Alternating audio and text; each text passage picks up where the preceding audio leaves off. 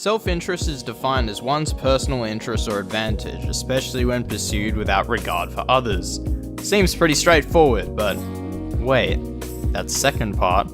That isn't exactly correct, now is it? Self-interest is acting in a manner in which you will receive the greatest net benefit, acting in one's best interest to achieve their goals and have a desirable outcome. You may suggest that self-interest is selfish and egocentric, to which I'll not blame you for that assumption.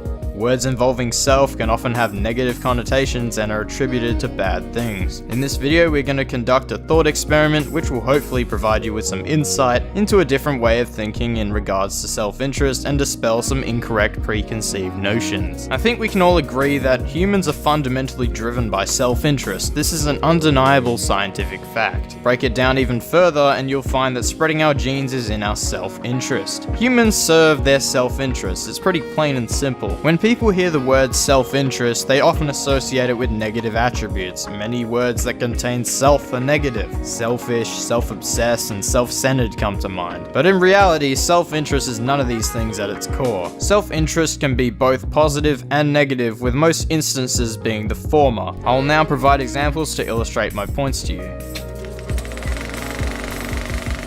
John and Michael are friends. John explains to Michael that they're in a rough patch. They've just been through something absolutely horrible and need someone to turn to. As John is their friend, it is within Michael's self-interest to comfort John. Not only does it help out John by providing them with support, but Michael will feel better knowing that they've made a positive difference. We feel good after helping someone out. I can use the two friends example to counter the argument that self-interest is a trait tied to narcissism, which it can be, but it's not exclusively narcissistic at all. A narcissist's self-interest does not involve aiding others. In most cases, it is quite the opposite, with people being used instead of being helped. They only wish to self-serve and extract benefit for themselves whenever possible.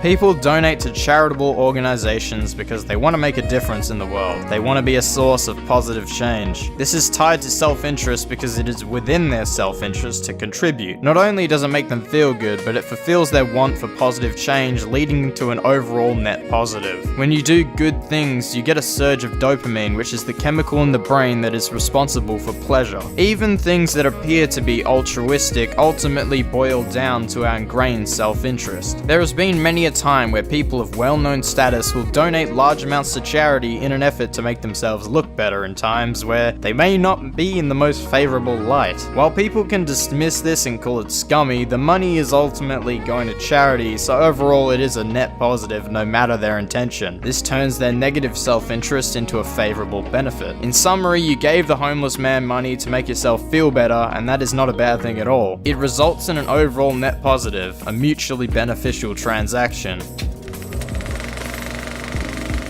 Self-interest can be the motivation behind corporate philanthropy. Businesses known for their charitable giving or volunteer work gain a reputation of social responsibility, which looks great in the eyes of the consumer. A business looks more attractive to potential customers if it is humanized and not just a bunch of suits. A company that sells an identical product to another but donates proceeds to a charity will see more sales than the competing company. And this is due to the reasons I explained in the previous example about charity. Corporate philanthropy leaves behind a legacy. Bill Gates does a huge amount of good for third world countries. He wants to see positive change and improve the lives of the less fortunate, but ultimately he wants to leave behind a legacy that will last long after he is gone. This is not selfish, however. When people think of selfishness after talking about self-interest, they're most likely thinking of hedonism, the pursuit of self-indulgence and pleasure, or narcissism, self-obsession. It is very important to not confuse self-interest with selfishness. Self-interest is choosing options that result in the decision maker receiving the net benefits. Selfishness, on the other hand, is the disregard for others and not caring if their actions have a negative impact on them. Bill Gates is creating a net positive for himself and many others. Humans are guided by self-interest as it is within our nature.